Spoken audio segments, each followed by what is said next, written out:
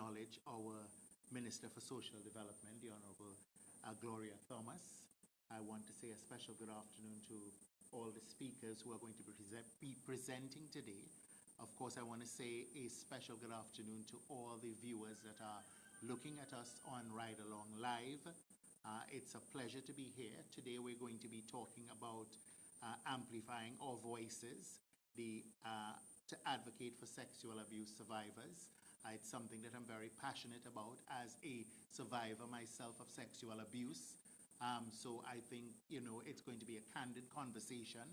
I think it's something that we need to address because I think it's affecting so many households more than we want to acknowledge in the world today, not only in Grenada, but everywhere. So I am happy to see Amplified Voices doing something, to promote and to push the healing of, sexual abuse among youths, among adults in Grenada. I know that this is not the first year. I know it's happened before. So I would like to commend Ms. Charles for initiating such a wonderful opportunity. This platform is for us to heal. It is supposed to be a safe space. And I really hope that people will appreciate everything that everyone has to share here today. To begin, of course, I would like to turn it over to Rosemary Charles. I know this is your brainchild, and if you can share with us a little bit about the concept and what it is you're hoping to achieve here today. Okay. Thank you very much, Kirk. Good afternoon to Minister, the Honorable Gloria Thomas, the Minister of Social Development, and to our other esteemed guests who are all here today. Thank you for coming. Thank you for your strength and your willingness to come and advocate for people who have suffered sexual abuse. Kirk will introduce everyone specifically before they speak. My name is Rosemary Charles, and my role is to introduce you to the Symposium, which is Amplifying Voices, as Mr. Sitahal said. And it's an honor and a profound responsibility to be here as we join hands and hearts in support of those who have endured the unthinkable.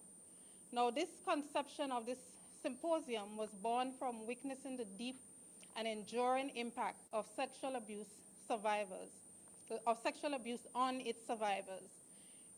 It is rooted in my long-standing commitment to advocating for self-esteem and empowerment, which I firmly believe should be an integral part of our educational curricula. Today, we gather not just to discuss, but to catalyze meaningful change. So I would turn you over to Mr. Sitahal, who will be the moderator for this evening. Thank you very much. Thank you, Ms. Charles. Of course, I was, of course, delighted when you invited me because I think often a lot of people believe that sexual abuse seems to only favor, and I shouldn't say favor is the wrong word, but seem to be a female phenomena. And I could tell you clearly it's not a female phenomena. So again, I'm delighted to be here and to, of course, deliver our keynote address. We have the Honorable Gloria Thomas, Minister of Social Development. Minister Thomas. Thank you, Mr. Sitahal. Pleasant good afternoon to all. I want to commend Amplifying Voices for taking this initiative to sensitize the public on the whole question of sexual abuse. As Minister for Social and Community Development, Housing and Gender Affairs, I am happy to be part of this conversation and to share with you some information that will add to the discourse. Sexual abuse is a pervasive problem in Grenada, and not only in Grenada, but in the Caribbean and the rest of the world. Despite Grenada having that enviable reputation of being a safe country, Grenada is grappling with persistently high levels of sexual offenses and domestic abuse. This often occurs in the home or in situation with family relations. For far too long, services to victims and survivors have remained ad hoc and riddled with uncertainty. In addition, our society and the institutions, like many across the world, have been granting impunity to persons who choose to violate the human rights of women and girls and boys through intimate partner violence, sexual abuse, and sexual harassment. As a country, we recognize that we cannot let these violations go unattended. And so, under the Spotlight Initiative, we have made tremendous strides in addressing this issue. What is sexual violence? Sexual violence can be defined as any sexual behavior or act that happens without consent, understanding, or with forced consent. It can be contact or non-contact, online or in person, and it can involve many combinations of genders. And I really want to make that point because we always feel when we hear about sexual offense is a woman that is the victim, but it is far from reality in today's world. Sexual abuse is a form of violence and control. It is not necessarily the result of sexual desire. So when people commit a sexual act against another, it is not sometimes that they have the desire to be with that person, but it's just because they feel they have the power over that person.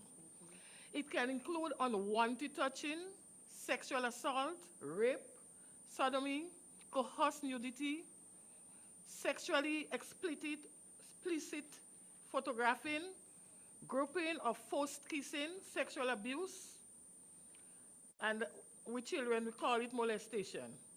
The domestic violence, according to the U.S. Department of Justice Office on Violence Against Women, is a pattern of abusive behavior in any relationship used by one partner to gain or maintain control over the other partner. In criminal law, the crime of domestic violence may occur in one or more incidents. It may include an attempt to assault or threat of imminent physical harm. It may take the form of sexual assault. It may encompass psychological abuse and stalking. Based on information from the Royal Grenada Police Force, crime statistics report for the year 2021 and 22, and analyzed by the Project Coordination and Implementation Unit of the Spotlight Initiative, Grenada for the year 2022, there were 335 reports of sexual abuse. In addition to this, in January 2023, 42% of all cases in the assizes were sexual offenses, of which 36% involve intercourse with a minor. The Women's Health and Life Expectancy Survey 2018 reported that the lifetime prevalence of physical and or sexual intimate partner violence in Grenada is 29%. 1 in every 4 women has suffered physical violence at some point in her life. Close to 1 in every 10 Grenadian women has experienced sexual violence over her lifetime.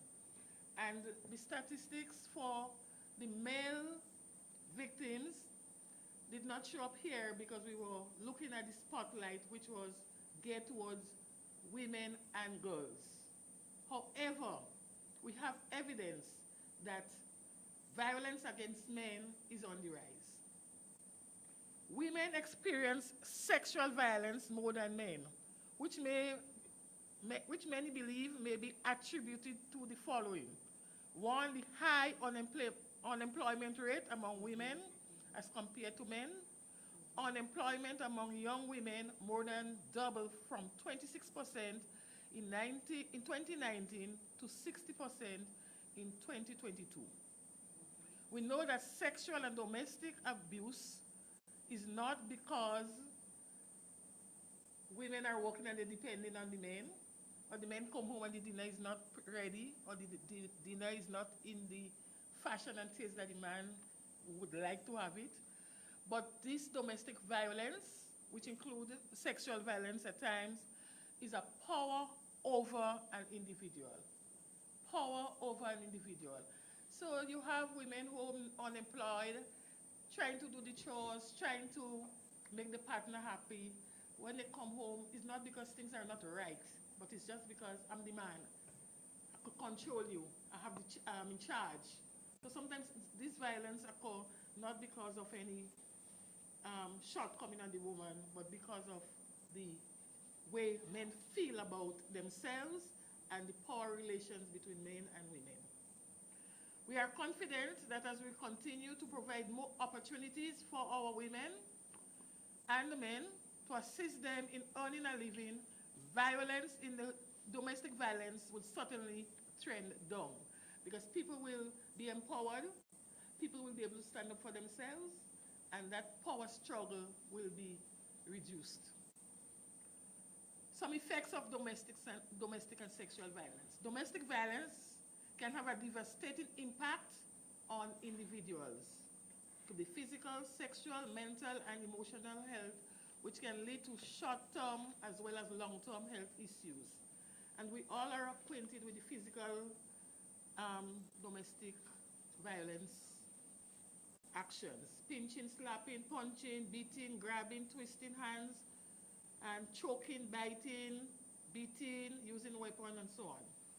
The effects of that, we get bruises, blue and black marks on the body, sprained and broken wrist or hand, chronic fatigue. The victim will give excuses for the abusive evidence. So when you have a colleague, she turn up to work and she has a blue eye, she will say, oh, I was getting up to put on the light, but I bumped into the wall. Or I went into the bathroom and I slipped and, my ankle sprained. So this again is something that they internalize, they keep putting themselves, which will create further problem for them when victims do not speak out or look for assistance. They could go into stress, they could go into isolation, depression, and so on. And we know about the emotional part of it, where the victim is made to feel guilty about things. They're put down, they're not allowed to make decisions, and so on. And for us as a ministry, we have been dealing with those cases, and we have instituted some recommendations that we hope are helping and are helping the victims to find themselves. So we have, for example, psychosocial services, but that is after the fact. For preventative, we have education, where we include victims when they come in, sometimes to report. We have sessions with them to help them build their self-esteem and their self-worth. But prior to that, too, we have general education, where we sensitize the public as to how to deal with and prevent the sexual abuse. We have the Cedars Home, where we shelter people, counsel them while they're there, and we help them to deal with their problem when they come into this case. We also have instituted or requested stiffer penalty for perpetrators. We have made some changes in the law. We have recommended some upgrade in the law. And this we think is preventative, because people will be reluctant to get into those kind of behaviors when they know the penalty is safe. I'll stop here. I think I've passed. Okay. Yeah. Thank you, Minister Thomas, for your remarks. Quite alarming when you hear the figures, which means that every single day somebody is being sexually abused. That in fact today, as we're sitting here, somebody was sexually abused. We have a lot of partners here with us today. But before I introduce the partners who are also going to share some remarks on the issue, I want to acknowledge our title sponsor, or major sponsor, the Grenada Postal Corporation. I want to, commend them for supporting this initiative. I think it's timely. It is so home to most of us, because I think anybody who's listening to this program right now knows somebody or can identify a case where somebody or some child or someone is being sexually abused. I'd like to invite Ms. Beverly Ann Poyot, of the Managing Director of the Child Protection Authority, having taken up this position in September of 2023. She is a trained counselor and a social worker by profession. Ms. Poyot has committed to enhancing the capacity of the Child Protection Authority through continuous education for both staff and the public, the use of best practice models of care which would enhance the daily operations of the authority and cater to the needs of all children in Grenada is paramount. With the collaboration of strategic partners and a team of dedicated officers, Ms. Poyot hopes to foster excellence and renewed energy for the team's service to community and country. Ms. Poyot, welcome. Thank you. Thank you very much, Mr. Sitahal. I would like to acknowledge the presence of Minister Thomas, Minister for Social Development. I would like to also say thank you to Amplified Voices for the invitation to speak today on the issue of sexual abuse. Now, Minister Thomas gave us a lot of statistics, and I'd like to follow in her footsteps. And if what Minister Thomas reported, that 335 cases of in any 1 year, and for us at the Child Protection Authority, cases of child sexual abuse are also reported to the police. What does that say to us? What percentage of that number really is children? When I look at our own statistics from the Child Protection Authority, in any given year, we have numbers that exceed 100. So for example, in 2023, it was 110 reported cases. And I want to stress on reported, because a lot of times we hear the numbers, but the numbers are really what we say would be the tip of the iceberg, or the top of the iceberg. You know, when you look at an iceberg, you can simply see the top, but you don't know what's on the bottom. So these are only the cases of persons who are dedicated, determined, or who have the presence of mind to report those cases. What about the cases that are not reported? And that is something we need to always think about when we're talking about sexual abuse, and especially when we're talking about sexual abuse of children. And for me, it's important because children are one of our most vulnerable populations. They depend on adults, whether it is at home, whether it is at school, whether it is in their churches. They depend on adults to do very many things for them. And so our children always should be and need to be protected. But how often is that protection at a standard or at a level that it really should be? And so I want to emphasize here that when it comes to child sexual abuse and our children, and we look at the numbers, it often seems that there is very little regard for our children and their worth and their dignity as people. And I think that we need to start changing mindsets and looking at children as that precious group, that precious category of individuals that we need to protect. And so one of the things I would really like to bring to the fore as well is the principles that need to guide the way in which we deal with our children. And I'm taking all of these from various articles. So for example, the Convention on the Rights of the Child, which speaks to how we ought to treat children. I'm also going to speak to our own legislation, the Child Care Protection Act. So some of the principles state, children have a right to live a life that is free from abuse and neglect. And neglect also is important here, because when we talk about child abuse, while today's topic is sexual abuse, when we talk about child abuse, all of the other kinds of abuses are usually involved when it comes to a child. No child could be sexually abused if there is not some form of physical violence, if there is not some form of emotional or psychological trauma as well. Children abused and neglect is a serious social problem, and Minister mentioned it as a pervasive problem. And that is quite true because it permeates all areas of our society. It is not just in the home, it is not just in the school, but we can find it in all areas of our society. Suspected child abuse.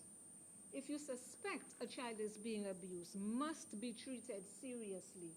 Sometimes we tend not to believe our children when they say something has happened to them, or somebody has touched them, or somebody has said something to them that should not be said.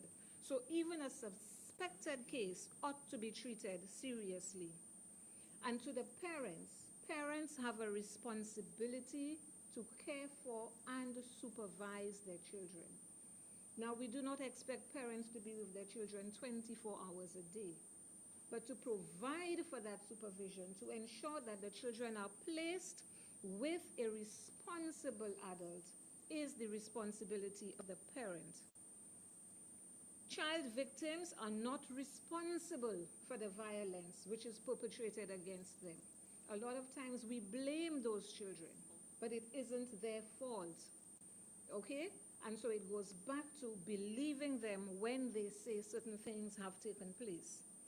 And effective responses for children and their families require cooperation and coordination of service providers. Now, the collaboration and cooperation of service providers is very, very important if we want to curb this problem. And so for us at the Child Protection Authority, that is one of the areas that we try our very best to work with the other partners, strategic partners. So a case of child abuse is reported either to the CPA or to the police. We work closely with the police in terms of the investigation. We work closely with the Ministry of Social Development, with the schools, with the school counselors, even with the churches, with the health system. So all of these partners are integral in terms of bringing this, I don't even know what to call it, but bringing child abuse to the forefront and putting structures in place that are going to help our children. One of the things that we are proud of at the Child Protection Authority is the Child Abuse Protocol. I'm not sure how many people are familiar with it, but it is a document that was prepared a number of years ago, which speaks clearly to the manner in which a report of child abuse should be dealt with. And I can go ahead and share that with fellow panelists who are here, and in subsequent sessions possibly share with the general public exactly how that works. But just in a nutshell to say that once a case is reported to the Child Protection Authority, investigation commences. And that investigation would involve interviewing the child together with the police, interviewing the family, and doing an assessment as to exactly what needs to happen to that child. In terms of the perpetrator, that is the responsibility of the police. Our responsibility is the child and the child's family. Bringing the child's family into the picture is of paramount importance because, again, this is a vulnerable child and they need the support of their family. And so at this point, I'm going to say to the families and to the public and to the communities that your support is necessary. Your support is important to us when dealing with our children who have been abused in any way, shape, or form, especially sexual abuse. It is not good enough for us to say, this is not my business, this is not my family. It is not good enough for us to say, well, I saw, but I don't want to say. All of us need to put our hands and heads together. There's a saying that goes, it takes a village to raise a child. And that saying is still very important when it comes to even something as negative or something that we don't want to see in our society. And it is only when all of us work together that we can curb this problem. Thank you. Thank you, Ms. Boyot. I'd now like to invite Hilary Gabriel, MBE, is the National Coordinator of the Grenada National Council of the Disabled. In 2008, for her outstanding and dedicated work with persons with disabilities, Ms. Gabriel was awarded the MBE Member of the British Empire by Her Majesty Queen Elizabeth II. Ms. Gabriel holds numerous professional certifications from the University of the West Indies and the Cambridge International College, among others. A true advocate for the disabled. Ms. Gabriel. Thank you very much. Honorable Minister, our Minister, Gloria Ann Thomas, and I'm giving you everything. Amplified voices, and my other colleagues, a pleasant good evening. And before I delve into my little presentation, please permit me to share with you our theme for this year. It's May Month of Awareness 2024. Transformative Solutions for Inclusive Development. The role of innovation in fueling an accessible and equitable world. And I've asked Ms. Charles to tweak my presentation. And I think our theme is embedded within what's happening here. And I want to stress on fueling an accessible and equitable world. And let's highlight equitable. So we include our community of persons with disabilities. I thank you for that. Sexual abuse among persons with disabilities, people living with disabilities, is real. And I must say, our Ministry of Social Development, I don't know what we would do without them. And I'm not saying this because the minister is here, I always say this. And the Sweetwater Foundation, we have a good working relationship with these organizations, the Child Protection Authority, all bodies, we try to work along with them because being an umbrella body for persons with disabilities, our staff is small. When we get our reports of sexual abuse with persons, we rely heavily on our other stakeholders. And I must say that I can't recall one day that we were turned down. Preventing and better protecting these people from experiencing violence, abuse, neglect, and exploitation is of paramount importance to us. And when I say us, I don't mean the ministry, the Council of the Disabled, Grenada, Carriacou, and PT Martinique, because we have persons with disabilities within our tri-island state. And for us to achieve best practice in reporting, investigating, and responding to these violence, abuse, neglect, and the list could go on against persons with disabilities, we have to work together. Networking is key. It is not the ministry. This is not Gloria Thomas' own. This is ours. And we have to work together to get it right. And when we go out there to look at our other clients, we must remember there are people with disabilities too. I remember one time telling a politician, when you go out to campaign, you campaign with everybody. So we have to look for them in everything. And they contribute a lot to the GDP of this country. So we have to, when we see they're being abused, open our mouths. Let our voices, their voices be heard through our voices, because you know sometimes they are left behind.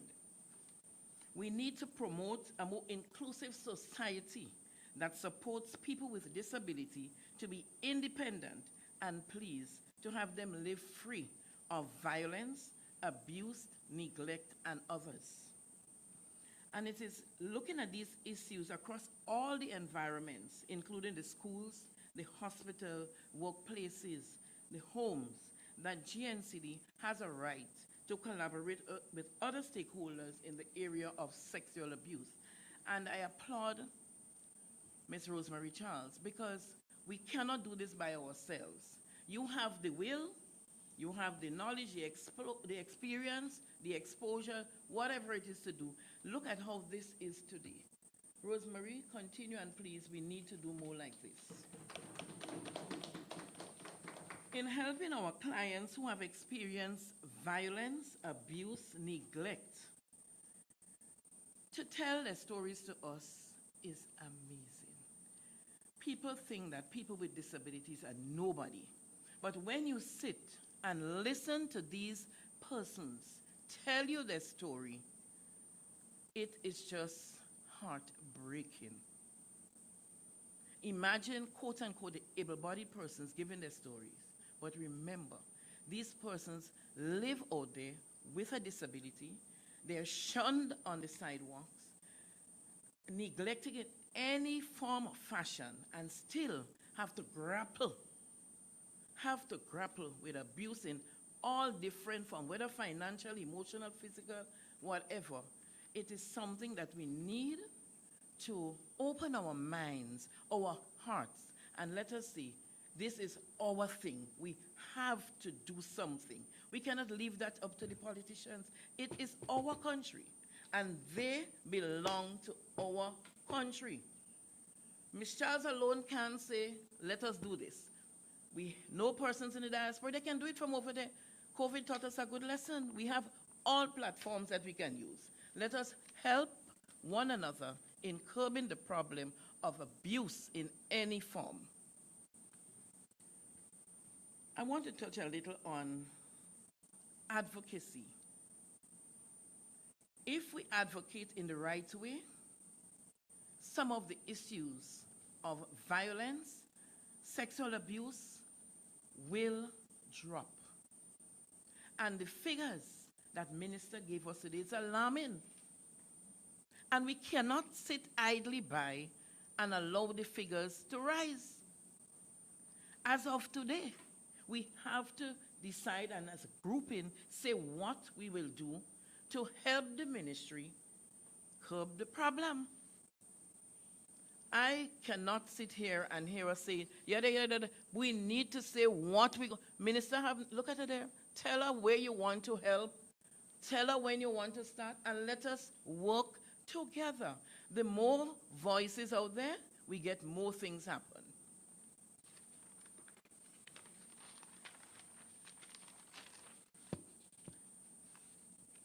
I want to send a clarion call.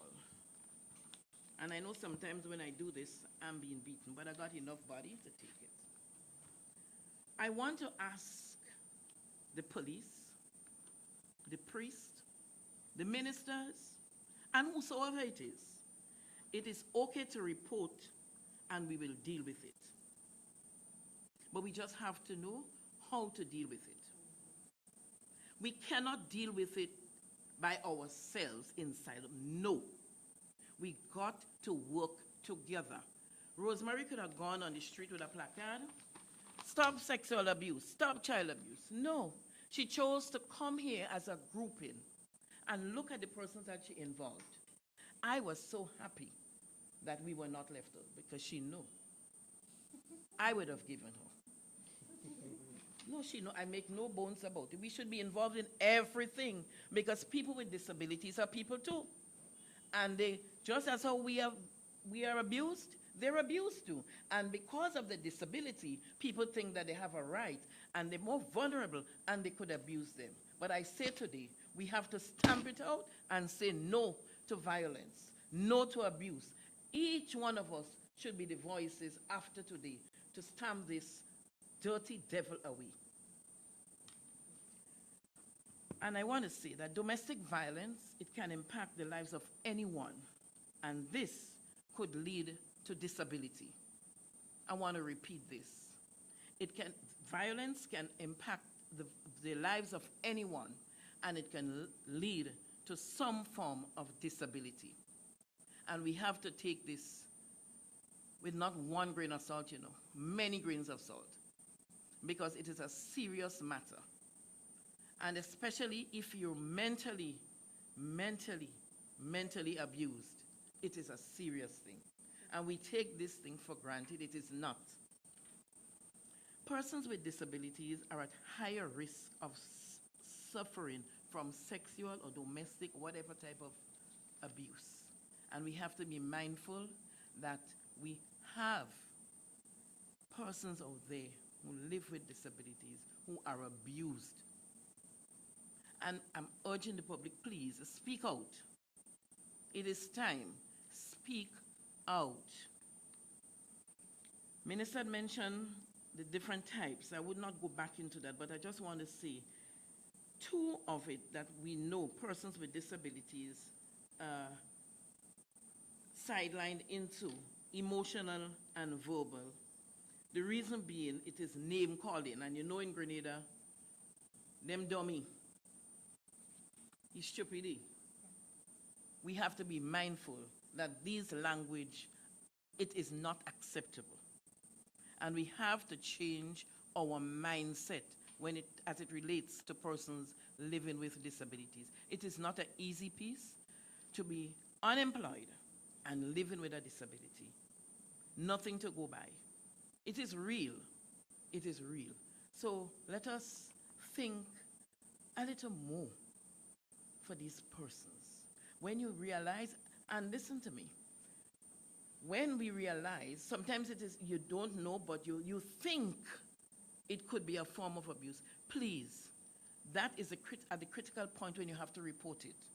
Because what is going to end up later on, we wouldn't like it. So it is better that you report and you say, well, I think this is happening, so let us look at it. This is really critical. I want to ask Minister a question.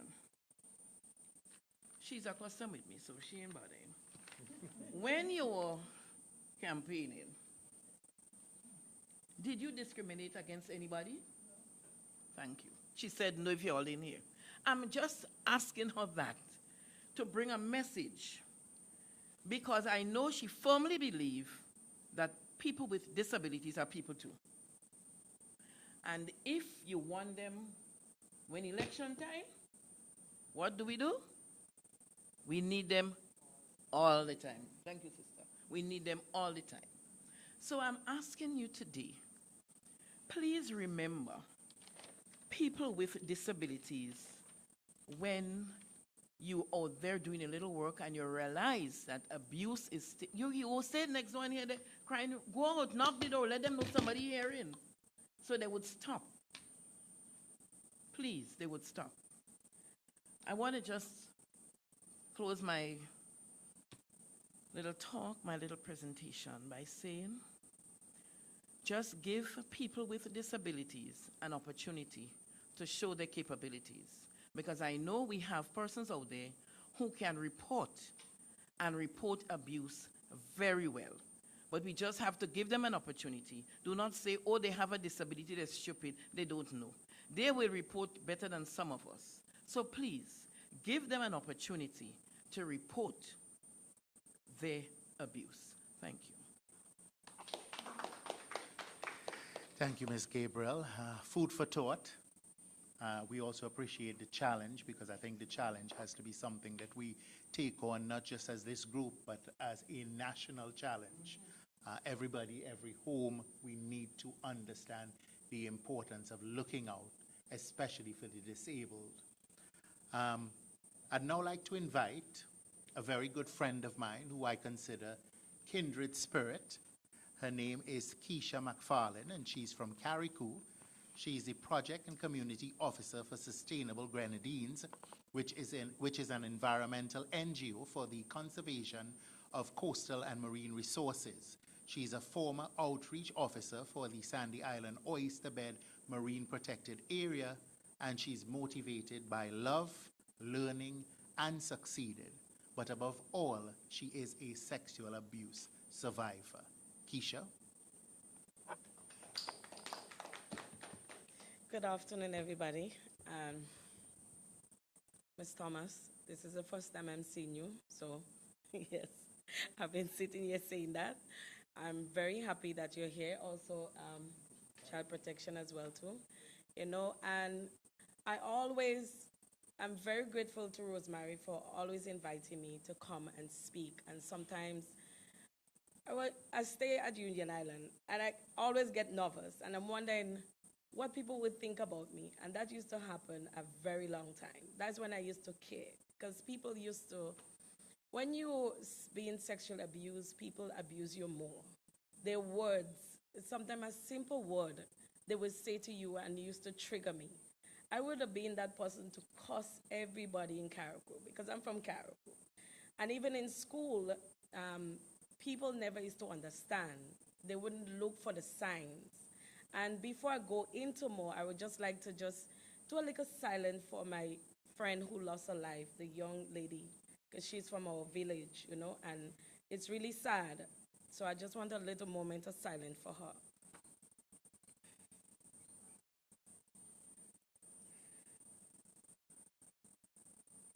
Thank you. So I'll just give a little story of my life in a nutshell, and then I will tell you how strong sexual abuse survivors can be. So when I was 13 years old, there was a friend of the family that said to my mother, if I come to wash and cook and clean, then I will be able to travel on the bus to go to school. Everything was going fine. I was very slim, thank God for the size. Everything was going good. I learned to cook. This is the first time I ever stewed chicken. It was the blackest chicken I ever experienced in my life. That's my first time. And then on and off, he used to drop me home, and then he stopped dropping me home. So now I become where he would have 2 rooms, and he would lock one, and he would leave his own open.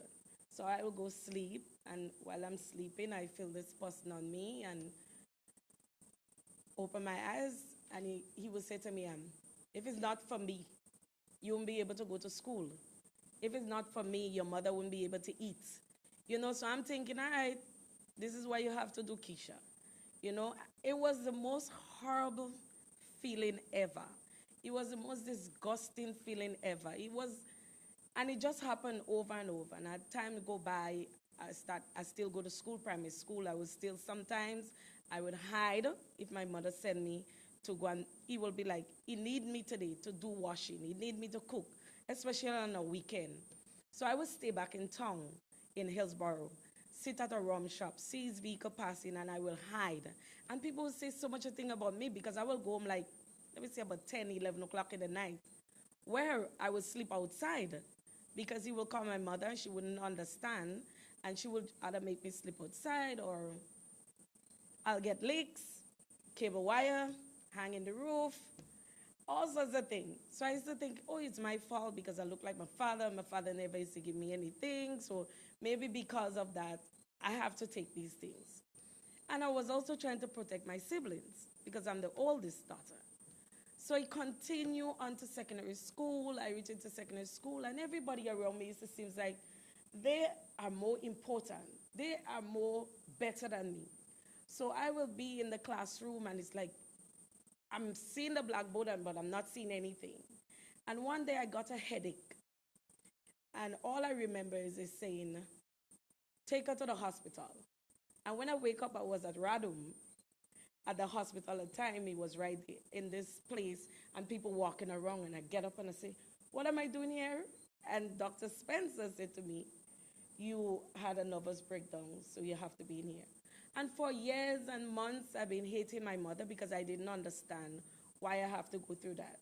I went back to Carriacou, and then when the police came, the way they came and dealt with the matter, and that's why I'm so glad to hear that we're working nicely with the police and all the police, and you said that it is how we deal with the matter. Because when the police come by the school, they will come with a van load of people and put me in. And when I go back to the school, everybody have their own story now. Is that oh, I stole something, or she run away, or she bad. I got so much of names in Carriacou that one day I ran away from Carriacou, jumped on the boat called Adelaide at the time. Didn't know where I was going, but just end up in Grenada. And everybody I meet, and they say, I love you, I will go with them. I will sleep at them. It could be a man, it could be a woman, it could, whoever. I will go at their house. Then one day, Sister Nelson Francis found me. I was very rude. And I wouldn't even say rude. I was trying to bring out a message for people to ask me a question. What's happening? What is wrong? Why are you that way then? And nobody wasn't asking me. But Sister Nelson Francis, she was strong. And she wasn't giving up on me. And she decided, I'm not letting go. And then she introduced me to these people called Patty and Maggie Ross, who built a home in the Bel Air home. So I'm a proud resident and the first resident of the Bel Air home in Kelly's. And I was the first person in there. And when I get in there, I was wondering, why am I in here? This is like a prison. And then girls start coming in and girls start coming in. And then we had men start working there and they wanted to do the same thing. It was like the same thing over and over. It was a cycle. It kept going and going. And I stayed in the home. I left. I come back in. I left again. I went back in the Radom for a second time. And the home built me. If it wasn't for that home, I don't know what I would have been today. I'm very proud. I might not have the big house, as I say to the girls when I go in there. I might not have the big house, but I know that I have the strength that I can speak and help somebody.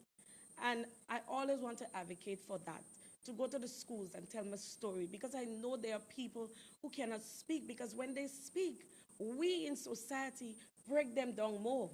We speak about them bad. Oh, it's because she just worthless. Oh, it's because she bad. Oh, you don't know, all these negative words. And sexual abuse, I always say, is not something like where you have a stain and you put bleach and you wash it and it go away. It don't go away. It affects me every single day. And I just want to thank my workers, especially where I work now, for the support. They're always there. They will see signs when I'm down. You know how many times I try to kill myself? So many times. But God always sends somebody. Because he said you have a purpose. And you have to start to speak. I used to afraid to speak because of the words that people would use. It affects me in my daily life. It affects me even to tell my daughter that I love she. It used to affect me, but not now. I am the most beautiful young lady. I stand in the mirror every day and I just praise myself. I say, Keisha, you are good, you are beautiful, you are amazing. I have a business, a small business, that I'm very proud of. I am very proud of myself and who I am today. And I want other young ladies to know you can speak up. You can speak up, and I'm seeing it. And when the lady introduced herself, I say, thank God, because back then, I could have, my parent or whoever would have said to the police, we no longer want no case. And that case would have shoved under the carpet. And nobody would have done anything whatsoever, because it's gone, because it's family. And it's because I taught my daughter, she's now 22, is a nurse, and my son is 21, he goes to university. And I taught them the right touch, the wrong touch. I don't care if you were my brother. I don't care if you was my stepfather. I don't care if you was my father. My father give her extra $5. I question him. He will cost me up, but I question him. I said, if I give her 3, I want her to be content with what I give her. I am very proud of myself, and I said to people, I don't look for sympathy. Whatever happened to me, yes, it broke me sometimes, but I think it made me who I am today. And I'm very proud of that. I'm so proud that there are times I think I cannot flatter myself too much. I think I'm the most beautiful person ever walking. And this is what young people need to know about themselves, young ladies especially. And people think it's because how you dress. And if a woman said no, she means no. And it's not about your dress. But I think it's because of and the minister said it too, poverty. People look at you, those perpetrators, they look at your family, they groom you like in the night, and they look at you and see if you can afford. And my mother could not afford, and I want nobody to look down on my mother, because I understand now as I get older, the things that she went through, and she did not have the technology and the understanding like before or like us. And for a mother with 10 children and fathers don't want to pay attention. All that leads to, all right, trusting somebody who was close to the family. And I love my mother dearly. It takes me a very long time to open my mouth and tell my mother I love her, because I used to hate every bone in my mother's body. My mother would have been sick and I would just pass her straight. But I love my mother dearly, and I'm not looking for anybody to say anything negative about her, because I understand her situation at the time. It's not okay for she to not protect me, but I understand her situation as I get older. So I just want us, as I said to Miss Rosemary, I thank you so much. And I said to her, I don't want this to just be where we just come to Grenada and sit in a forum like this. I want us to go out, go in the communities, go into school. I am very good at acting. I write scripts. And my first skit was Daddy Don't Touch Me There. And that is one of the message I was sending out, and people didn't understand. They saw the fun in it, but they didn't see the message in it. So I want people to know that it's okay to speak up. It's okay if somebody watch you and say something negative. I take those negative and I build myself. And I'm very proud of who I am today, and I'm willing anytime. I always say to them, if you build a halfway house in Carriacou, I will work there for free if I have to. Because I always want to be a social worker. And I'm going to fight for those who cannot speak. I will fight for the men, and I will fight for the women that cannot speak or who are afraid to speak on sexual abuse and being sexually abused. And this is happening a lot in Carriacou. And I'm not going to call a name, but we fail. And I would say we failed that young lady in Carriacou. We as a village, we as a people, because we thought and assume a lot of things. And now we keep talking, but where is the solution? How are we going to solve the problem so things like that would not happen again and again and continue happening? And next thing is, where are we going to, if Grenada home is filled, where are we going to put those who have been abused in Carriacou and Petit Martinique? We have to have a place where we can put them. You know, it's not all the time we send them down in Grenada. What if the home don't have no space in Grenada? We have to have something, some measures put in place and more in the school. Teach our teachers how to look for signs. Teach them how to look for signs. Teach those in the police station how to deal with the matter properly. Have more consultations with them, and not just because when something happened, we out there with a plaque and screaming. That's why I was so silent when this happened, because it hurt so much. I could not eat. My manager had to take me out. I could not sleep. I find myself getting up every night and screaming the young lady's name. These things does hurt, but I am willing to stand up if I have to stand by myself, to speak up and speak for those who cannot speak for themselves. Thank you so much. Thank you, Keisha, for sharing your story. You know, I want you to know that I identify with you. You are not alone.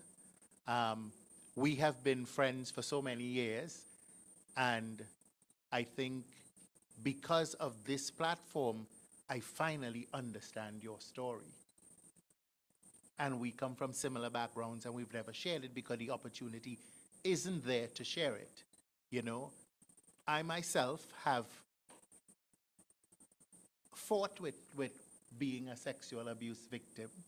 For many reasons, because of fear, and I'm 51, I turned 51 today. But I like to say I have more birthdays behind me than I will have ahead of me, so now the time is to live for me. And for a lot of years, I have been silent because I didn't want to inflict my pain on others. For example, my mother. You know, for years I've been silent because I didn't want to hurt her, because she was a child herself. And of course, I understand how cruel society is, and I never wanted to have to deal with people. You know, I remember when the young lady lost her life in Carriacou, it hit home for me, and I was very angry about it. Because when I was listening to the news platforms, everybody was beating up on the mother. And I think we are a society like that are bandwagonist. So even the radio announcers don't even understand their role. Okay? So they're looking for the likes. So if the public consensus is let's beat up on the mother, let's beat up on the mother. And that was the discussion. And yes, the mother has some blame to take for the situation, but I know my mother loves me, and I know that mother loved her daughter. So the bigger question for me is what makes a mother stay silent. Because right now, as we're speaking now, there are mothers not only in Grenada, not only in the Caribbean, but the world over who know it's happening and they're silent. So often we become bandwagonists because we want to be public opinion, or we like to run in tongue with a placard and say something, but are we really reaching and dealing with the issues at hand? Not. For me, I was traumatized as a child, and I've taken it even into the relationships that I have now. I have fought to be strong and always in control because I had no control. You know, I was a child of children. You know, my parents got separated and my mother had a boyfriend. And I am going to admit I was an effeminate boy. And he saw that. And the way to get me to come to him was to go and reach the cigarette. Hand me my pack of cigarette when my mother wasn't home. Okay? And when I brought the cigarette to him, that was it. And I found myself hiding in the bushes whenever she's not home. And when she would be coming up the hill, I would come out the bushes. I didn't know what to say or how to communicate it, so I never did. But I thought that maybe she would see. At the same time, I also had the guilt of thinking that, you know, that's my sister's father. What happens if I talk?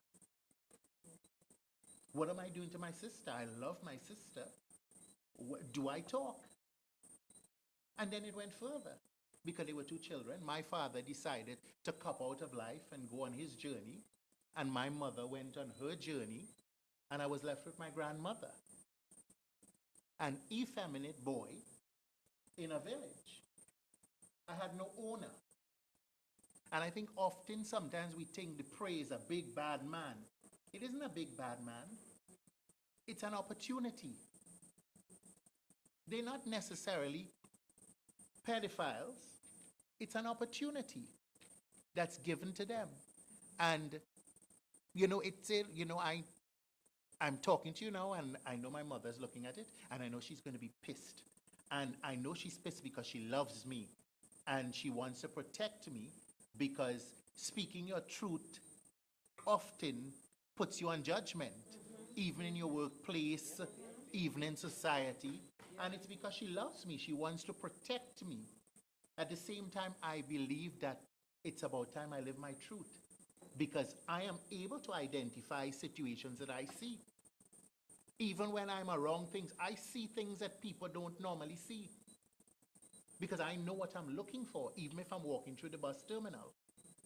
And I see it, you know, and I am happy for this opportunity to be able to share my experience. It wasn't great, but I can tell you, it damages you for life. Even relationships I don't trust, okay? I will tell you I'm 51 years old and I've never been in love because I'm afraid of it. I'm afraid of commitment. I'm afraid of disappointment, you know? So I think we need to have a conversation, how we're having this conversation. You know, I hate to see the placards in tongue. Yes, it brings awareness, but it has to be more than that. You know, I think we have to make a concerted effort to go into the schools and to talk to people. Because I'm telling you, there are a lot of boys that are abused. You know, I started a blog because I started to say, listen, I'm going to speak my truth. I don't care what people think.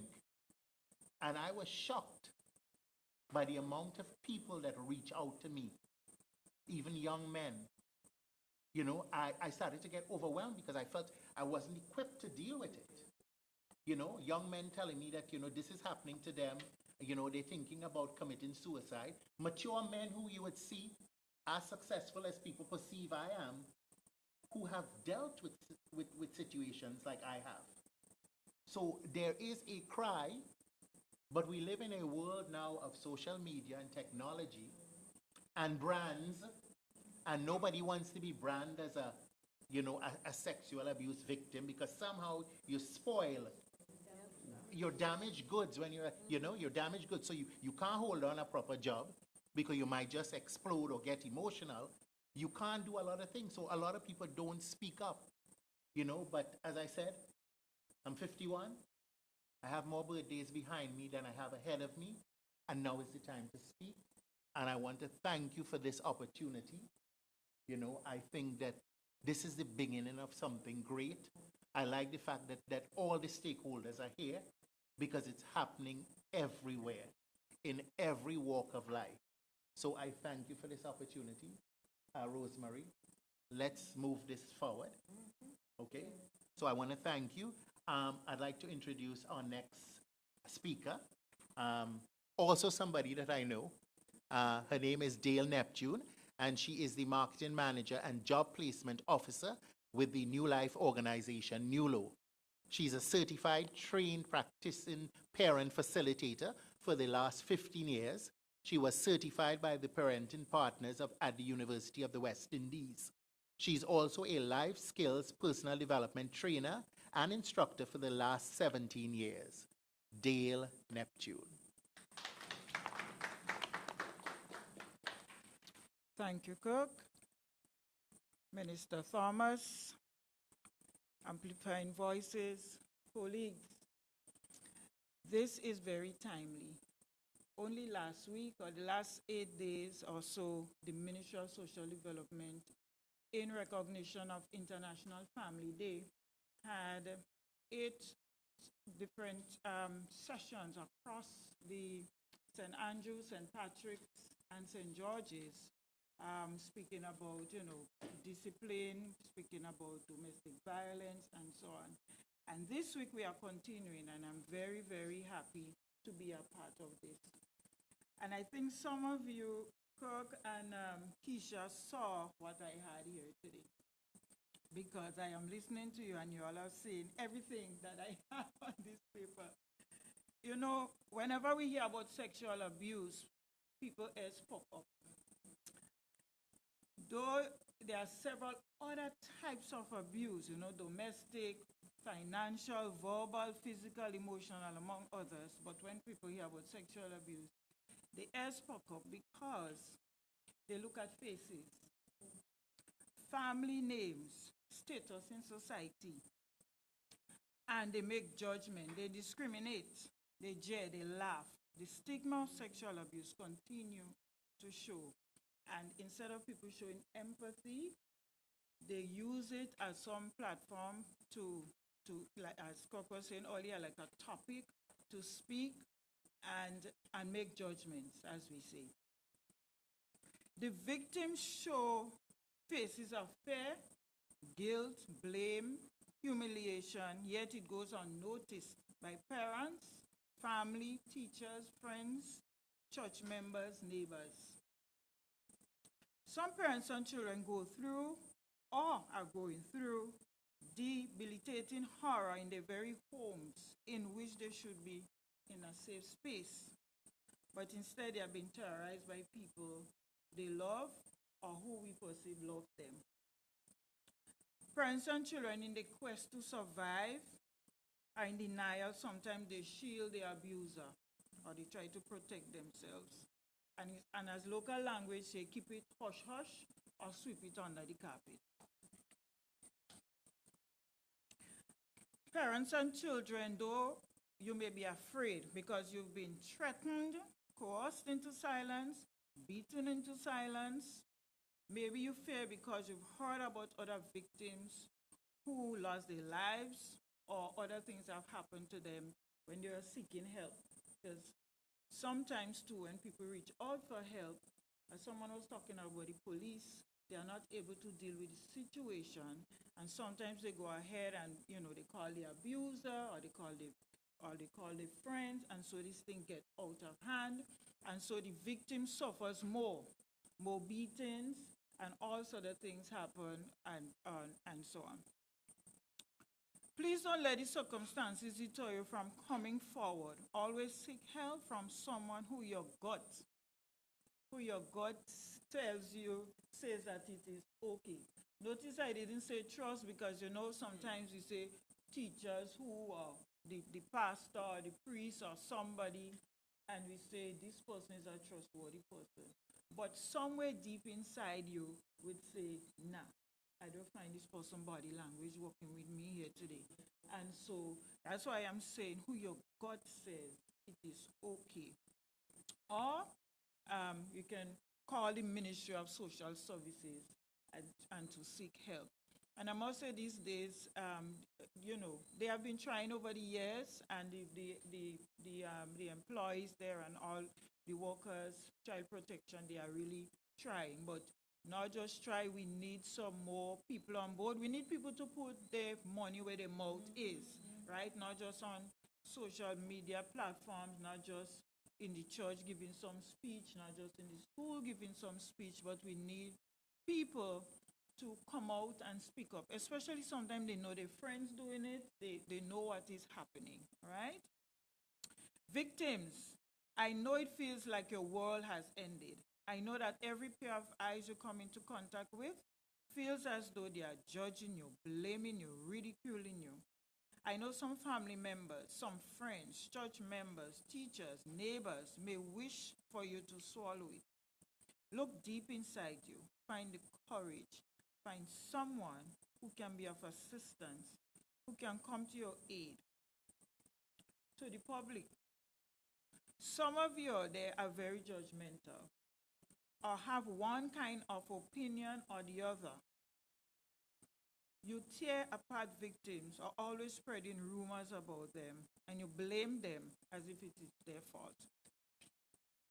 It is time for showing understanding, empathy, prayer, report, join forces to say no to sexual abuse. Be more considerate to the victims who are suffering and experiencing trauma. Join the fight against sexual abuse of all forms. Parents, be alert, be observant, be attentive. Listen to your children. Support your children. Be aware of your surroundings. Pray with your children. Eat, cook, wash with your children. Because you know when you take this opportunity and you're in the kitchen doing little things, you're washing, you know they say things. You all are sharing things and they might all of a sudden say, John down the road and Miss Mary, and she called me for mango, and she get a barrel. And you're like, oh, you went to Miss Mary house? You know, so sometimes when you have this conversation, things come out of these conversations, right? So communication is important. Guide your children. Remember, parents, you are the first teachers. You shape their minds and hearts. And here, you know, these days people are so much into a lot of material things. You know, they cost children and so whether with money, whether it's maybe a ticket to go in some show, something, all right? And so we have to be alert. We have to be on top of things. And so small as it is, as you can do, if you observe, you notice, even if you're not sure, you know, find somebody who possibly can say, okay, I know this child, let us, you know, keep on observing what is happening. I know this person, you know, I know this young man, keep on checking, all right? Because it is important. What the rollout from that we are seeing is that sometimes they get very violent because they don't want to talk about it. In school, they are very restless. They don't settle down, and all of that is happening. So the appeal is on, and I want to thank Ms. Charles for having me here, and I hope that we can continue. I am here. You can call upon me anytime. I will be here because in this fight, all of us have to put our hearts, our minds, our soul so we can start helping people and saving lives. Thank you. Thank you very much, Ms. Neptune.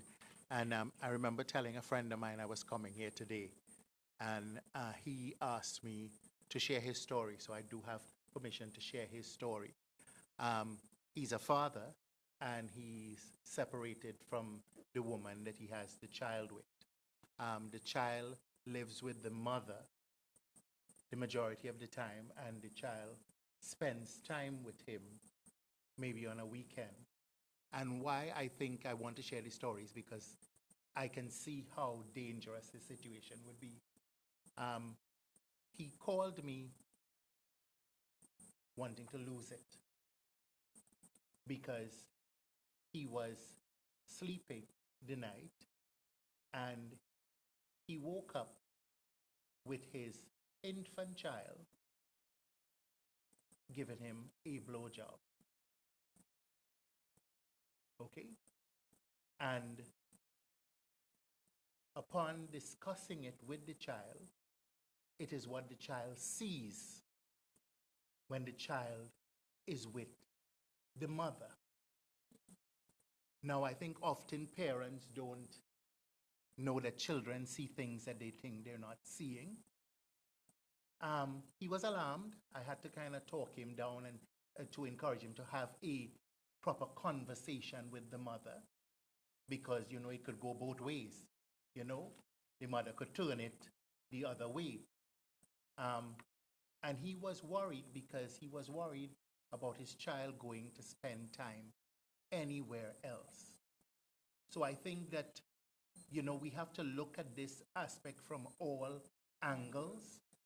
I think our children are in jeopardy, and I think parents have to wise up and start to parent and understand how their actions or lack of actions can affect a child.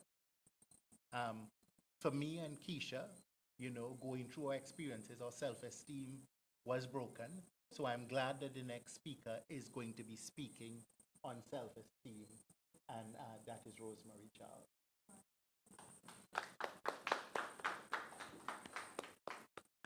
Thank you again, Kirk. Thank you to the Minister of Social Development, Honorable Gloria Thomas, again for her keynote address. And I want to thank the Head of Social Development for her address, Keisha for her very, very touching. I mean, I probably would not have had the courage to be able to speak out at that level.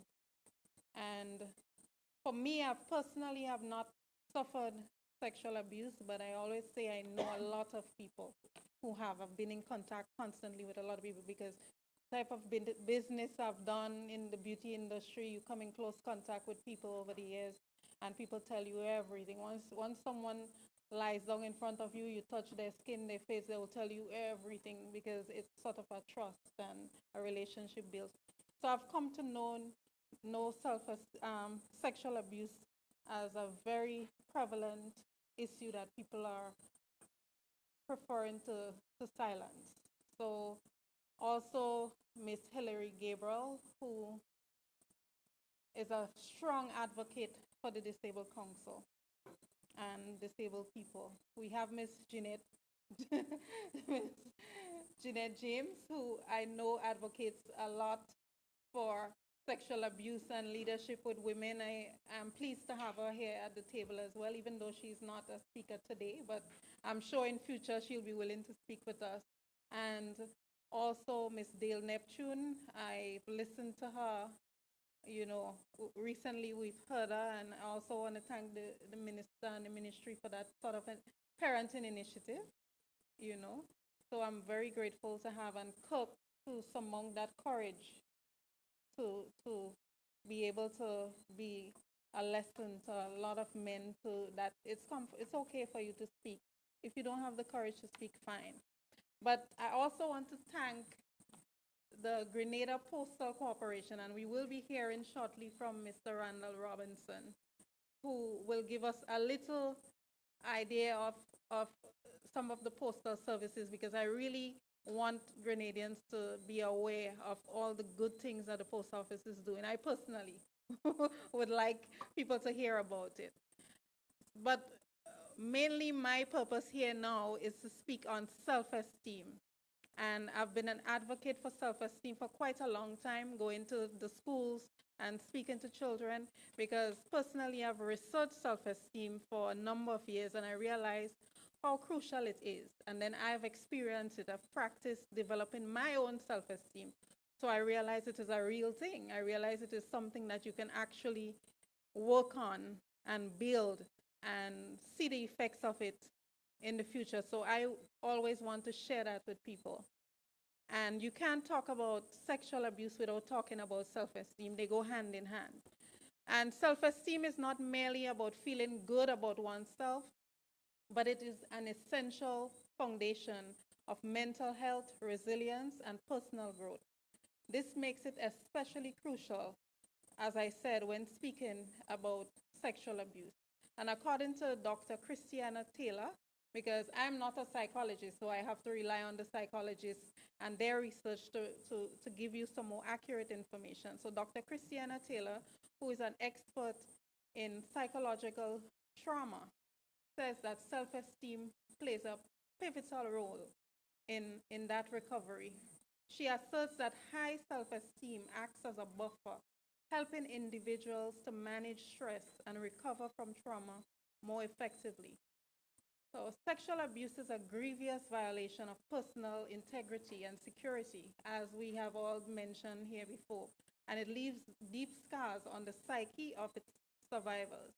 So these scars often manifest as a diminished self-worth, a distorted body image, and an enduring sense of vulnerability. This is where the need for the self-esteem actually comes in.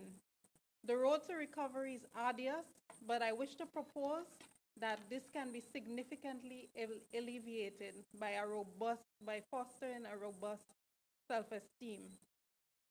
And there are many researchers. There's also Dr. Elaine Aron, who believes that self-esteem empowers individuals. It fosters a sense of personal values that is not contingent on external circumstances or the perception of others. So for survivors of abuse, rebuilding this sense of self-worth is often the first step of healing.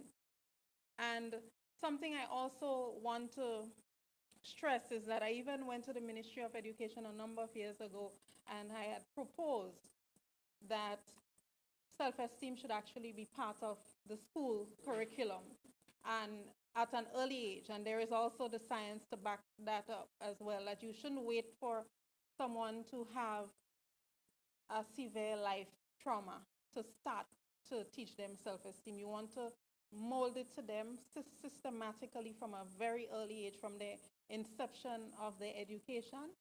And it doesn't mean that because your self-esteem has been building all those years that you wouldn't be affected by the trauma, but obviously it will help to cushion.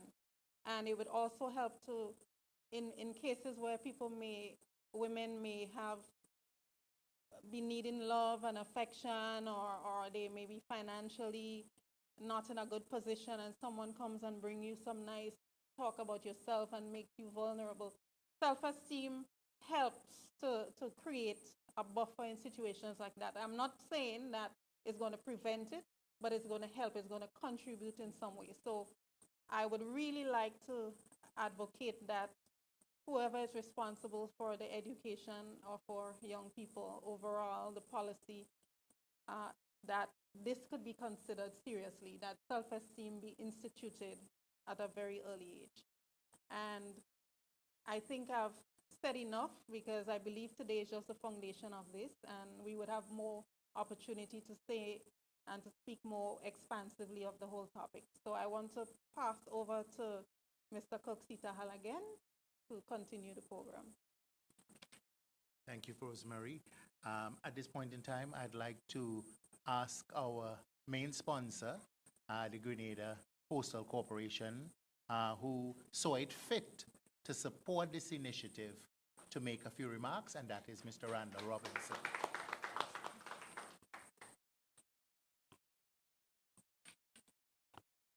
Good evening to everyone, and it is a pleasure to be here. Pleasure. Yeah. But we have been experiencing this issue of sexual violence against our young people and so on. And I mean, apart from the statistics that I've heard here, I've heard some very distressing stories about, the age at which some of our young people have become sexualized. And as a matter of fact, I remember Mrs. Anande Trotman telling me, Joseph, telling me that outside of sub-Saharan Africa, Grenada is one of the countries where children have become sexualized at a very early age. That is not something that I think we should be proud of at all. And unless we begin to try to do something really drastic about these issues, we are going to be perpetuating this cycle.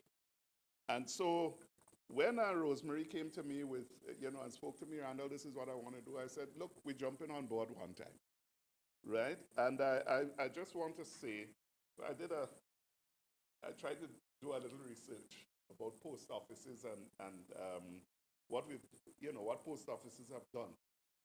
I just want to say here, the postal sector can be involved in advocacy against sexual abuse of boys and girls. There are several ways that the postal services can contribute to such important causes. Awareness campaigns. When you have your awareness campaigns, postal services can distribute educational materials through the mail, such as brochures and flyers, to raise awareness about the prevention of sexual abuse. These materials can provide information on recognizing signs of abuse, where to report suspected abuse, and how to seek help. And people have been talking about, where do you get help?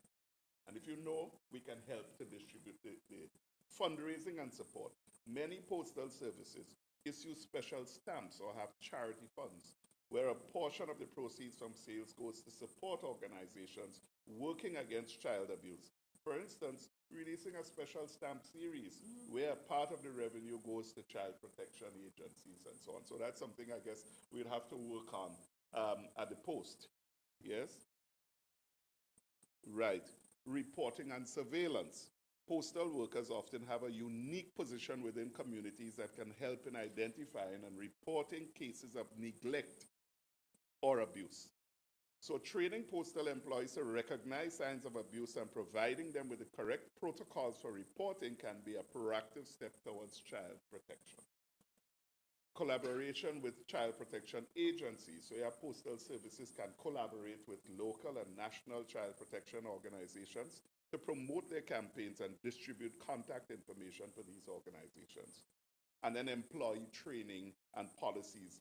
Implementing strict policies and training for postal employees to ensure that they are aware of the issues surrounding child abuse and the importance of safeguarding children can foster a culture of vigilance and responsibility. So by integrating these strategies, postal sectors can play an active role in the advocacy and prevention of sexual abuse against children. So in a kind of way, Rosemary has kind of brought us out of the dark ages, so to speak, in post, and kind of focused us on what we can do to help and how post has helped in the past. And so we too must join the fight. Yes, and it's not only, it's about sexual thing, but it's also about you, Hillary, and anywhere that the post can help with respect to making life for Grenadians better, that's what we are about. And as we're talking about that, we have a number of new initiatives that we're taking in the post, because let's face it, letters are going out the door, right? And I have a postal sector that I have to keep alive. I have 120 odd employees that I have to keep in a job. And you are shopping online, all of you are shopping online, and you want your stuff delivered. So what do? I'm going to leave it to everybody else? Or I'm going to use my superpower as a post, because I know where all of you live, to deliver all of your online purchases to you, right? And everybody is doing a little business somewhere. So let me ask you, if I'm making guava cheese in Grenville and I have a client in town, I'm going to jump on a bus with my guava cheese and spend money to come in town, or you could go in the post office and get a little now delivery bag and put it in and send it to town. I will make a little money, and you will stay to make more guava cheese rather than taking 2 hours or 3 hours to come into town. So those are the kinds of initiatives that you're going to see coming from the post. Post exists to engender communication between people, businesses and people. And so if that's our mandate, we must use our mandate to help us to live. And I could keep all my employees properly employed and well paid. So I'm looking forward to you as the public paying attention. But it all by your contributions and helping us out, we too have a social responsibility that we must exercise. And so we can't do it if we don't have a few dollars in the pocket to be able to help. So we are changing the post. Post is changing. We're going to become a delivery giant. That's what we want to be. We want to be the #1 delivery entity in Grenada. Anything you want delivered, come to the post. And not just delivered here, but anything you want to export, come to the post as well. We are going to be exporting Grenada. Look out for the new products as we go ahead. Thank you very much for the invitation this evening. Thank you, Mr. Robertson. And of course, I want to extend our sincere appreciation for the support of the Grenada Postal Corporation on supporting this timely and very important initiative. I know we were supposed to have a question and answer segment, but because of how it's being done, we really can't relay the questions and answers. So to our viewers online, please feel free to jot your questions in there. We are going to look at them after and we will reach out to you. So I just want to open the floor right now for if there anything that anybody who spoke already wants to add before we do a wrap up.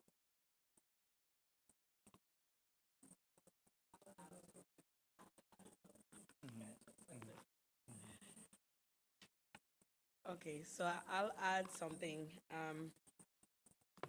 I know I said it before, and I'm very serious. I really want to walk along. I don't mind if I have to volunteer. I know I live in Union Island, which is make it difficult at times, but and I keep hearing for the postal. I'm very happy because I used to be so glad going in the mail and getting my letter and stuff. Now we don't get that. All I get is email and so forth. I'm glad. I hope I'm here in Grenada. I'm not here in Carriacou and P.T. Martin. Go ahead. No, he says Grenada. He didn't say the state. Say the state is fine. But I always like to hear Carriacou and P.T. Martin. Right? I like when they say Carriacou and P.T. Martin. But Minister Thomas and Miss Poet, and when I mentioned my middle name, which I didn't like that much, Keisha Rita McFarlane is saying this today. I am ready and willing, along with Rosemary and anyone else, with Cock and anybody else that wants to go to the schools, because I don't want it to just be here and just be in an enclosed building where we just have this forum. I am willing to go out there. I am willing to do the skits so people, because people relate their stories different in poems, and if you want to do a prompt stuff, because I wasn't only sexually abused, because I was abused physically, emotionally, where men, I thought that was love, would beat me up even when I was working in the home. And when I go to the home and I think nobody in looking, I have on sunglasses in the night, and the manager would say to me, okay, you're not going to speak to me, but you'll see what happened. Until the next day, there was police officers standing there to tell the gentleman that he's no longer allowed to come 100 feet. He needs to stay 100 feet away from me, because I thought that was love. Because abuse is like a cycle. It goes wrong and wrong. I just want you to know I am willing and I'm ready to stand up for this cause, to fight for this cause. I asked for the opportunity years ago. And as we say, people look at face. They look at family, they look at, and they think, who is that person to go to stand up? Sometimes you're that person to speak up. Because when I speak up, people don't, children knowing young ladies as men, they look at me and they say, I never thought you was abused. But the way you used to behave, and as you grow and you get older, and as you say, Cock, it affects you. Because it affects me in that way where I don't see older men. I'm not attracted to older men. You know, I'm 42. And I'm very proud to say I'm 42, but I'm not attracted to older men. It's like it affects me still. Just knowing that even though you love me with all your heart, I cannot love you. Once I know your age and you're older than me, I cannot love you. It does not happen. I will like you a lot, but to love you, it doesn't get there. So we need more counselors in the school. We need more social workers, not to sit in our office, but to get out there and walk around. Go to the school. Teacher Libon, I can give she a thumbs up. This woman is to monitor every movement I made in Hillsborough. And by the time I reach in Hillsborough Secondary School, she's sitting in the principal office. She wants to know why I was in town. And I will be like, why is this woman following me for security? You know, but she used to pay attention. She used to be up and about in the villages, you know. And this is what I want to see happening, where people don't just sit in the office and writing papers and doing whatever. Get out in the field, do things. Let us go around and find out why Cock did not come to school today. Don't say it's because, oh, it's my friend's daughter, so let me bypass it. Sometimes this is a time that things are happening. And as I said, these predators and them, they out there. They're like them scammers.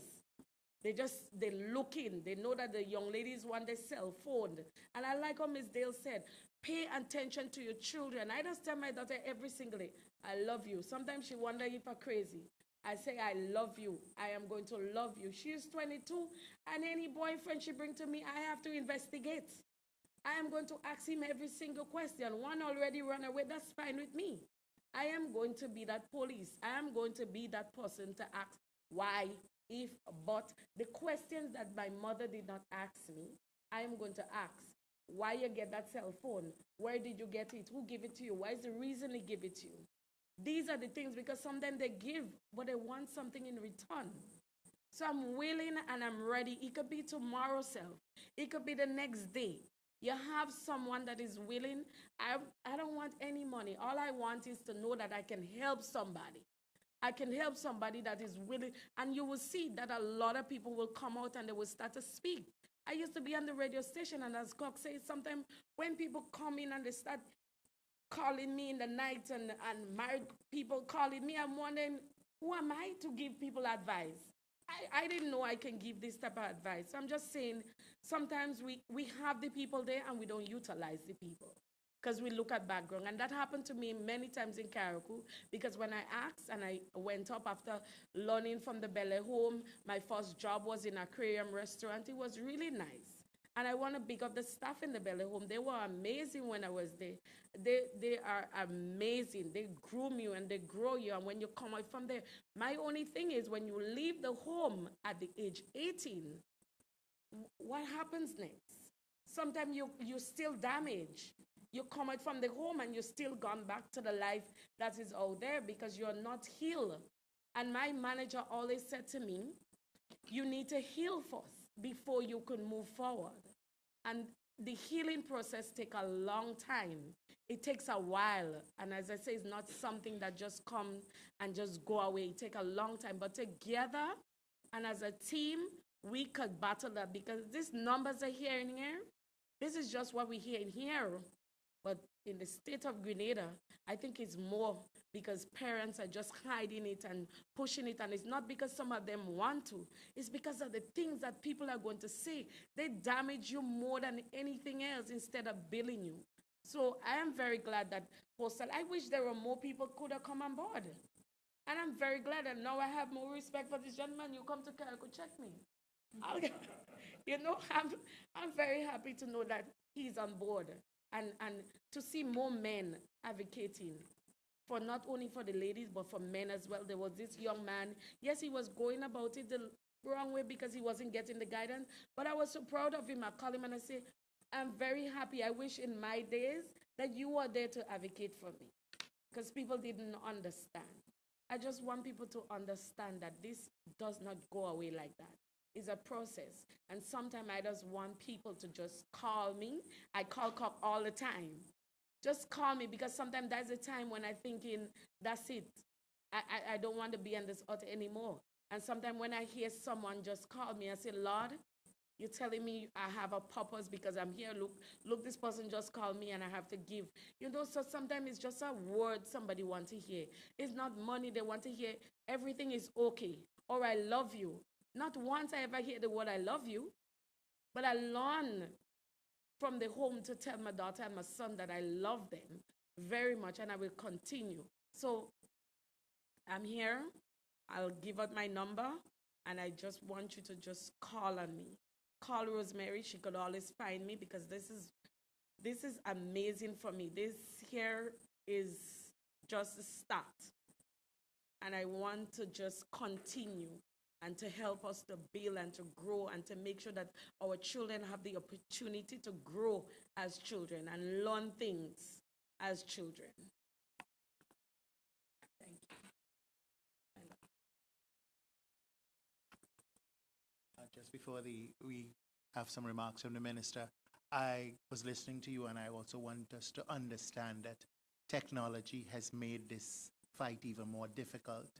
Back in the day, if a young man was speaking to you on the side of the road, by the time you reach home, your mother and your father know.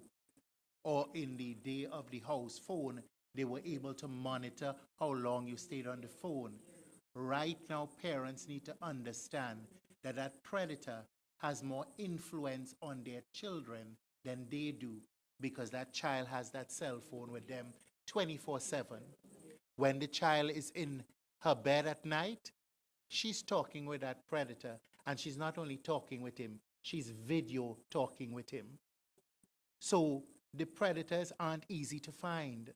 And that's why I say what is key is for us to do a national parenting drive, okay? Because the parenting drive will help alleviate a lot of the ills of society. We've stopped being parents. These men have more influence on our children than ever before because they're in their bedrooms at night. And some of the parents don't even understand the technology. So I'm telling you, this fight is harder than it's ever been.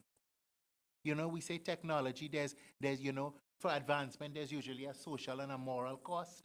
It is here, and it's technology. Honorable Minister. Thank you again, Mr. Sitahal, and I want to thank everyone for coming out and sharing their stories or the information or the experiences. I believe that this session here this evening, well, no, it's night, no. This evening was very, very useful for us as a ministry. When I took the chair as Minister for the Ministry of Social Development, I said to my staff that things cannot be as usual. And when Keisha spoke and she said we need to go out, I smiled because I just was jotting down that point here. I said to them that we have to be proactive and we have to reach out. And as I finished writing that, I heard you say social workers cannot sit in the office. And this is the same thing I said to my staff. I say we cannot wait for people to come to us. We have to go out there and find our people and their problems and try to help them as they move along. But parenting for me is my passion, and it's not a secret, and I think everybody in the ministry knows that, and the other departments probably feeling a little bit jealous because they say I will spend anything for parenting. Everything is parenting. And I'm convinced that if we tackle parenting in the right way, more than 75% of the problems we have in society will be long gone. So as Ms. Neptune indicated a while ago, we had a series of sessions around the island. And what we're getting into now is a course of training of 6 weeks every day consistently. And that will be done in selected areas. So that will be announced as soon as it is finalized. We continue with parenting and we're going more in depth. Not a one night in a community. A few weeks in one area, we'll be giving them a certificate after that. I believe that we need to do more for our people, and as I always say to my staff, social development and its work cannot be a secret. You have to be out there and you have to be in the face of the community. So if you're observing, you will notice that we are a lot in the media now. We are doing so much more. And I'm not sure if all the workers are happy, but they have to do it. We have to be out there, proactive, reaching the people. And I think this will be assisting us to address ills in society. So I just want to encourage all of us, Kisha made a commitment, to work along with the Ministry of Social Development as one of the social partners as we continue to reach out to people and to address most of the ills in society. We cannot sit and say it's the ministry. It's all of us, and all of us have a part to play. So I'm just encouraging you, I'm imploring on you to be part of this change that we are about to experience in Grenada here through the Ministry of Social Development. Okay, thank you. Thank you, Minister. Just to do a quick wrap up in terms of a vote of thanks, I want to invite my good friend Gina James, someone that I know has always been passionate about the youth. In fact, sometimes it becomes annoying because sometimes we're out trying to have dinner and she has to leave because she's dealing with somebody's issue or some concern. I do understand it, but I know she's an advocate for the youth, and sometimes the horrific things that I see her dealing with, I know sometimes we don't have the emotional fortitude to deal with it. So Janet, I'm happy that you came with me here today. I even saw at a certain point in time it was getting the best of you, because I know you very well when you start to shake. That means that it's taken an emotional toll on you for some of the stuff you were hearing here today. So I want to invite you, as the only person who hasn't spoken today, to just give a vote of thanks.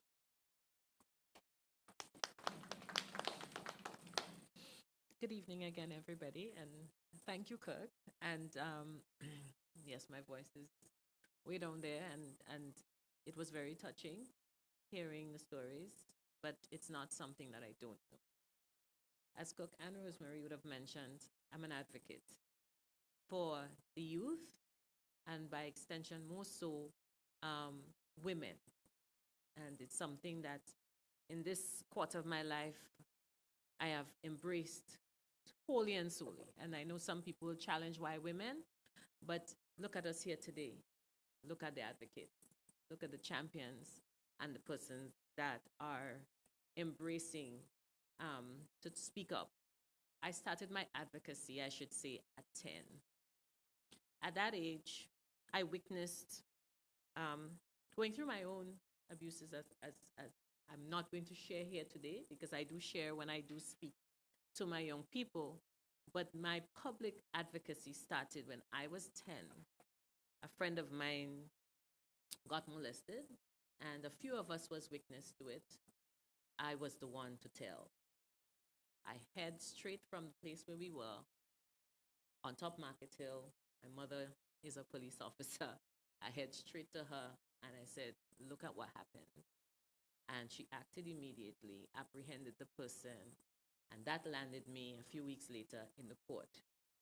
So my advocacy, when situations happened to me, I couldn't speak, but I took a stand then, and from since then, I have been speaking. So to persons present here today, thank you. Rosemary, thank you so much for having this seminar this evening. To our Minister, Thomas, thank you so much, Honorable Minister, for gracing us with your presence and for, of course, championing this very important cause. The ministry that you hold is one of the most important ministries for our state. I know I've recently been in Barbados representing one of my organizations that I'm part of, which is CIWIL, Caribbean Women in Leadership. And I was the speaker to speak up on sometimes social development and the ministers for social development don't get their fair share of the pie. because of what the ministry has to advocate and work towards. I commend you for being here and for all the work that you're doing and that social development is doing. To our sponsor, Mr. Robinson, thank you so much for stepping forward and embracing this opportunity and saying we are going to stand up and we're going to do our part to advocate, one, and to, of course, put our money where our mouth is. I love when our corporate persons step forward and put their money where their mouth is. Thank you so much for that. Miss Neptune. Miss Neptune knows we go back a whole years and very much, you know, how much of an advocate I am and how much of an advocate she is. Thank you so much for being here. Miss Hillary. Well, we just fight all the time. If I open my mouth about something for Pam or something for Cyril, Hillary starts with, what about disability? And then she reminds me that I'm also disabled because I lost my vision in my right eye because of abuse in the home. At 17, I lost my sight. And so Ms. Hillary never lets me forget that I'm supposed to always adopt counsel for the disabled when I'm advocating for children and women. Keisha, thank you so much for sharing your story. I know you've been a friend of Cook who's always mentioned you to me, and I'm happy that I met you today and that you've been able to share your story with all of us. And of course, it touched me. And when he said I started to shake, I think it's at that point I started to shake, because it is not easy for survivors to speak out. So thank you so much for being here. Child Protection Authority. Thank you so much, Ms. Hewitt. Yes, I may not have pronounced it properly. First time I'm actually hearing the surname. So my apologies on that. But thank you so much. You play a very important role in our society. Child Protection Authority, and over the years have grown and really blossomed into the authority that people can trust and reach out to. And I'm happy that you are here, that you are sharing the stats and sharing information as to what is happening to our nation's children and what the authority is doing for the protection of our children. Thank you so much for being here. To our host, Mr. Sitahal, thank you. You have shared your story long before you shared it publicly with me. And it is one of those things where people always say, oh, his personality is so large. How you guys get along? It's been 2 decades and more now. And I love you. And I really am proud, and I support every move you make as you advocate in this quarter of your life for the right things and the just things. Thank you for inviting me today. And everyone present, I thank you for turning out. And to our listeners, thank you for tuning in. And of course, as Mr. Sita would have said, share your comments, reach out to us, and we are here to answer your questions. Thank you. Thank you very much. And of course, to our viewers and listeners via Ride Along, we want to thank you for joining us on this journey today, and to let you know that you need to stay tuned because there'll be more coming from Amplified Voices. Thank you and have a good evening.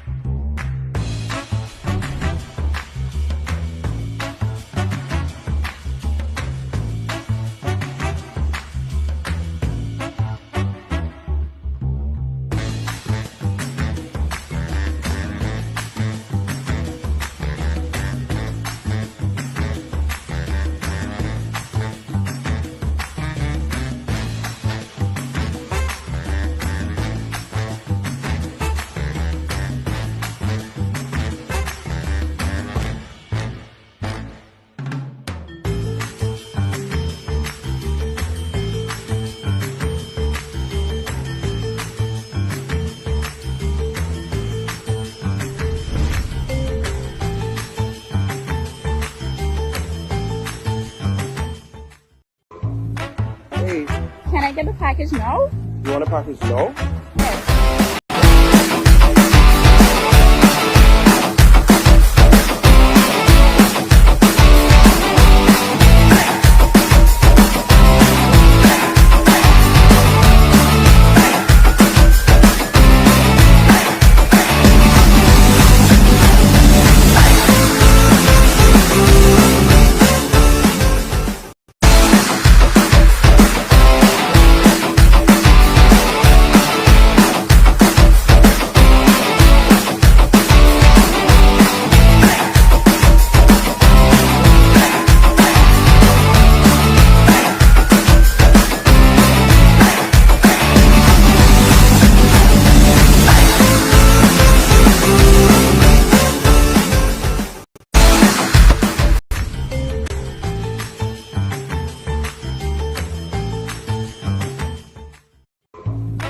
Can I get the package now? You want a package now? Yes. All right, I got you.